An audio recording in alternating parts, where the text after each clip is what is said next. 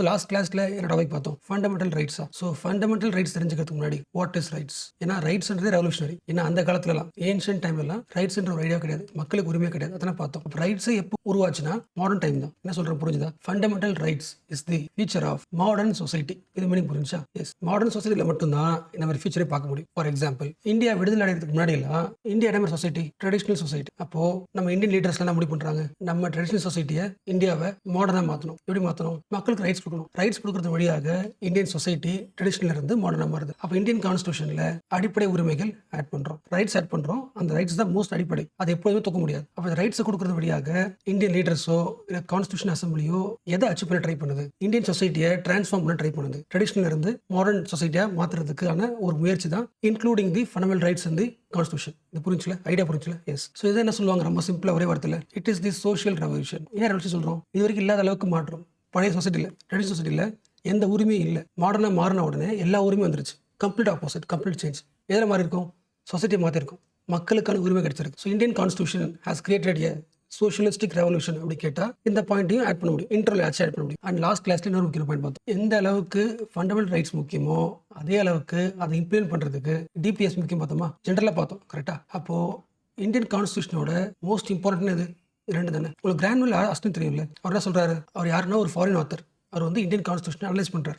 Analyse பண்ணிட்டு comment பண்ணுவாங்களே, Indian constitution எப்படி இருக்குன்னு கமெண்ட் பண்ணும்போது இந்தியன் கான்ஸ்டியூஷனோட கன்சைன்ஸ் மனசாட்சி எதுனா அடிப்படை உரிமையும் டிபிஎஸ்பியும். அதனால தான் லாஸ்ட் கிளாஸ்ல பார்த்தோம், அடிப்படை உரிமையும் டிபிஎஸ்பி மட்டுமே இந்தியாவோட கான்ஸ்டியூஷன் மனசாட்சி. அப்போ அது ஏன் உருவாச்சு, எப்படி யூஸ் ஆகுது லாஸ்ட் கிளாஸ்ல பார்த்தோம். ஸோ ஜென்ரலாக ஆப்போசிட் சொல்லுவாங்க, லிபரலிசம் சோசியலிசம் சொல்லுவாங்க. பட் ரெண்டும் இந்தியாவுக்குள்ள சிங்க் ஆயிடுச்சு, லிங்க் ஆயிடுச்சு பார்த்தோம், கரெக்டா? எஸ், யூபிஎஸ்சி கிளாஸ்னால சொல்றேன். கிரான்வெல் ஆஸ்டின் இந்தியாவோட கன்சைன்ஸ் அப்படின்னு இந்தியன் கான்ஸ்டியூஷனோட கன்சைன்ஸ்னு ஏதாவது சொன்னாரு. கேட்டால் ஃபண்டமெண்டல் ரைட்ஸ் அண்ட் டிபிஎஸ்பி. ஓரளவுக்கு புரிஞ்சுல? சரி, அகைன் சொல்கிறேன். கன்சைன்ஸ்னு அர்த்தம்னா மனசாட்சி. அதாவது எந்த இண்டிவிஜுவலும் மனசில் என்ன நினைக்கிறாரோ அதான் செய்வாங்க. இன் ஆக்ஷன் சொல்லுவாங்க. நீங்கள் என்ன யோசிக்கிறீங்களோ அதான் செய்வீங்க, கரெக்டாக? அப்போது இந்தியாவோட கான்ஸ்டியூஷனோட கன்சைன்ஸாக அடிப்படை உரிமை டிபிஎஸ்பி இருக்கிறதுனால இதுதான் எல்லாத்தையுமே வேலை வாங்குது. எக்ஸிக்யூட்டிவ் என்ன வேலை செய்யணும், லெஜிஸ்லேட்டிவ் என்ன வேலை செய்யணும், ஜுடிஷியரி எதை பார்க்கணும் அப்படின்னு எல்லா விங்குக்கும் ஒரு ஆக்ஷனில் இறங்க வைக்கிறதுக்கான ஒரு ரெண்டு முக்கியமான கன்சைன்ஸ் தான் இதுதான். Makes everything in action. இது அடிப்படை உரிமையை டிபிஎஸ் பேஸ் பண்ணி தான். அண்ட் சில பேர் வந்து கான்சன்ஸ் இல்லாமல் சோல்னு சொல்லுவாங்க. சோல் ஆஃப் தி கான்ஸ்டியூஷன், அடிப்படை உரிமைகளும் டிபிஎஸ்பியும் சில பேர் சொல்லுவாங்க. அண்ட் இந்த ஆங்கிள் வச்சுங்களா, நம்ம லீடர்ஸ் தான் அடிப்படை உரிமைகள் ஆட் பண்றாங்களா கான்ஸ்டியூஷன்ல? நம்ம இந்தியன் லீடர்ஸ்க்கு ரைட்ஸ் ஒன்று இருக்கு, இது மக்களுக்கு தரணும் அப்படின்ற விஷயம் நம்ம இந்தியன் லீடர்ஸ்க்கு எப்படி தெரியும்? அது ரொம்ப சிம்பிள் இல்லை. இந்தியாவுக்குள்ள யார் வரா? பிரிட்டிஷ் வராங்க. பிரிட்டிஷ் வந்து என்ன பண்றாங்க? இந்தியன் மக்களுக்கு கல்வி தராங்க, எஜுகேஷன் தராங்க. என்ன எஜுகேஷன்? English education. அதில் வர ஐடியாஸ் தான் என்னது? ஒவ்வொரு இண்டிவிஜுவலும் ஃப்ரீயாக வாழ முடியும். அதாவது ஒவ்வொரு இண்டிவிஜுவலுக்கும் என்ன இருக்கு? அட்டானமி இருக்கு. தன்னோட லைஃபை முடிவு பண்றதுக்கான இண்டிவிஜுவல் செல்ஃப் இருக்கு, இண்டிவிஜுவல் அட்டானமி இருக்கு. அதுக்கு பேர் என்னது? லிபரலிசம். இதான் லாஸ்ட் கிளாஸ் பார்த்தோம். ஒவ்வொரு இண்டிவிஜுவலுக்கும் செல்ஃப் அட்டானமி இருக்குன்னு சொல்றோம்னா அவங்களுக்கு என்ன அர்த்தம்? தன் லைஃபை பார்த்துக்கிறதுக்கான உரிமை இருக்கு, ரைட்ஸ் இருக்கு. ஸோ இங்கிலீஷ் எஜுகேஷன் வந்ததுனால இந்தியன் மிடில் கிளாஸ் இதை படிக்கிறாங்க. படிச்சதுக்கு அப்புறம் ரைட்ஸ் ஒன்று இருக்குன்னு முடிவு பண்றாங்க. இந்த ரைட்ஸை மக்கள் வாங்கி தராங்க. ஸோ ரைட்ஸ் உங்களுக்கு எதுக்கு தேவைன்னா, ரைட்ஸ்ன்றது ஒரு அதிகாரம், இட் இஸ் எ பவர். புரிச்சா? ஒரு நாட்டில் வாடுறீங்கன்னா இந்த ரைட்ஸை வச்சுக்கிட்டு சில விஷயங்கள் பண்ண முடியும். வீடு வாங்க முடியும், ஒரு டிகிரி படிச்சுட்டு ஒரு வேலை செய்ய முடியும், எந்த வேலை வேணா செய்யலாம் இந்தியாவுக்குள்ள, எந்த ஊரில் வேணா. ஒரு பவர் அது. புரிச்சா? இந்தியன் கான்ஸ்டியூஷனில் ரைட்ஸ் ஆட் பண்ணதுனால உங்களுக்கு ஒரு பவர் வருது. உங்களுக்கு யாரு? சிட்டிசன்ஸ். அண்ட் ஆல்சோ அந்த சிட்டிசனுக்கு சில இம்யூனிட்டிஸ் கிடைக்குது. ஃபார் எக்ஸாம்பிள், கவர்மெண்ட் ஒரு பாலிசி போடுச்சுன்னா அந்த பாலிசி தப்புன்னு பேச முடியும். கவர்மெண்ட் எதிர்த்து கூட கிரிட்டிசைஸ் பண்ண முடியும். உங்களுக்கு என்ன இருக்கு? பேச்சுரிமை இருக்கு. Right to express freely, free speech. அப்புறம் கூட்டம் கூட முடியும். மொபிலைஸ் ஆகிட்டு என்ன பண்ண முடியும்? ப்ரொடெஸ்ட் பண்ண முடியும். ஸோ நீங்கள் கவர்மெண்ட் எதிர்த்து பேசுறதுனால உங்களை அரெஸ்ட் பண்ண மாட்டாங்க. You have immunity. அது புரிஞ்சா? உங்களுக்கு அந்த இம்யூனிட்டி இருக்கிற காரணம் என்னன்னா கான்ஸ்டியூஷன்ல அடிப்படை இருக்கிறதுனால. ஆனால் அதே ரைட்ஸ் வந்து உங்களுக்கு கவர்மெண்ட் உங்க லைஃப் இம்ப்ரூவ் பண்றதுக்கு என்ன பண்ணணும்? சுத்தமான தண்ணி வேணும், பொல்யூஷன் இல்லாத ஊர் வேணும் அப்படின்னு நிறைய விஷயங்களை கேட்க முடியும். உங்களுக்கு சில கிளைம்ஸ் கிடைக்கும். ஸோ என்ன காரணம்? அடிப்படை உரிமை இருக்கிறதுனால. ஃபார் எக்ஸாம்பிள், ஆர்டிகல் 21 அது ரைட் டு லைஃப், வாடுறதுக்கான உரிமை. எப்படி வாடுறதுக்கு? டீசெண்டாக வாடுறதுக்கு. ரைட் டு எஜுகேஷன் முக்கியம் தானே? நல்லா வாடுறது கல்வி முக்கியம். அப்போ எனக்கு வந்து கல்வி வேணும் அப்படின்னு கவர்மெண்ட் கேட்க முடியும். ஸோ ரைட்ஸ் ஒன்று கிடைக்கிறது வழியாக உங்களுக்கு அதிகாரம் கிடைக்குது, ஃப்ரீயாக பேச முடியும், யூனிட்டி இருக்குது. கவர்மெண்ட் கிட்ட எனக்கு கல்வி வேணும், எனக்கு ஹெல்த் வேணும் அப்படி கேட்க முடியும். ஏன்னா ஆர்டிகல் 21 ரைட் டு லைஃப் கேட்குது. என்ன சொல்ல புரிஞ்சா? அடிப்படை உரிமையோட ஆர்டிகல்ஸ்லாம் பார்த்தீங்கன்னா அது என்ன பண்ணுது? சில ஆர்டிகல்ஸ் அதிகாரத்தை கொடுக்குது, சில ஆர்டிகல்ஸ் பேச வைக்குது, சில ஆர்டிகல்ஸ் கவர்மெண்ட் கிட்ட இருந்து சில விஷயங்கள் கேட்க வைக்குது. அண்ட் ஆல்சோ உங்களுக்கு சில முன்னுரிமை தருது, ப்ரிவிலேஜ். நம்ம இந்தியாவில் சிட்டிசன்ஸும் வாடுறோம், நான் சிட்டிசன்ஸும் வாடுறோம், மற்ற கண்ட்ரி மக்கள் வாடுறாங்க. அப்போ அவங்கள விட நீங்கள் தான் முக்கியம், முன்னுரிமை. ஃபார் எக்ஸாம்பிள், ரைட் டு ஓட்டு போடுற உரிமை உங்களுக்கு தான் இருக்குது. ஸோ ஜஸ்ட் ஒரே ஒரு ஐடியா, ரைட்ஸ்ன்ற ஐடியா ஆட் பண்ணுறது வழியாக you are getting the power, immunity, claims and privilege. இத்தனை ஆங்கிளில் ரைட்ஸோட ஹிஸ்டரி பார்க்க முடியும். ஓகே, இது எல்லாமே ஒவ்வொரு இண்டிவிஜுவலும் கிடைச்சது, ஒவ்வொரு இண்டிவிஜுவலுக்கும் ஒவ்வொரு செல்ஃபும் கிடைச்சது. ஸோ லாஸ்ட் கிளாஸில் வேறு என்னெல்லாம் பார்த்தோம் அப்படின்றத சம்மரைஸ் பண்ணலாம். எக்ஸ்பிளைன் பண்ணல, ஜஸ்ட் நானே அப்படி நோட்ஸ் எடுக்கிறேன். லாஸ்ட் கிளாஸில் எனக்கு ஞாபகம் இருக்கிறத அப்படியே எழுதுறேன். அண்ட் இந்த பாயிண்ட்லாம் உங்களுக்கு ஞாபகம் இருக்கான்னு செக் பண்ணிங்க. எக்ஸ்பிளைன் பண்ணல அப்படி எழுதிக்கிறேன். Self summarise. குளோபல் லெவலில் இந்த ரைட்ஸ்ன்ற விஷயம் எந்த டைமில் உருவாச்சு? 17th century. ஓகே, ரைட்ஸ்ன்ற விஷயம் எந்த ஐடியா வழியாக உருவாச்சு? Liberalism, which means self autonomy, individual rights. Okay, இந்த லிபரலிசம் வழியாக தான், இந்த ரைட்ஸ் வழியாக தான் மாடர்ன் சொசைட்டி உருவாகுது.